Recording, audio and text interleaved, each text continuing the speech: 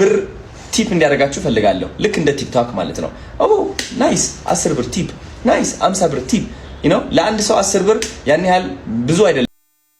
አዶናይ እንደሰማችሁት ከሰዎች 10 ብር 50 ብር በመታገኙት ቲፕ ሚሊዮነር ላድርጋችሁ እያለ ነው ያለው አዶናይ እንዳለው ከሆነ ወጣቶችን መጠቀሚያ ለማድረግ የተሰራ ፕላትፎርም እንደሆነ ነው እኔ የሚሰማኝ በወር 1000 ብር ቲፕ አገኛችሁ እንበል ከ1000 ብሩ 30% ኮሚሽን 300 ብር ይቆረጣል ከአንድ ሰው በወር 300 ብር ካገኙ በትንሹ ከ100 ሺህ ሰው በወር 30 ሚሊዮን ብር በአመት ደግሞ 360 ሚሊዮን ብር ያገኛሉ ይህ ማለት ወደ ሲሮ ከሚመጡ ከማስታወቂያ ገቢ ውጭ ከኮንቴንት ክሬተሮች የሚገኝ ገቢ ብቻ ነው ይህ ደግሞ ኮንቴንት ክሬተሮችን ተጠቃሚ ያደርግም እንደዚህ ከሆነ እንደኔ ይህንን ፕላትፎርም መጠቀም አልፈልግም ነገር ግን ወጣቶችን ለመጥቀም ታስቦ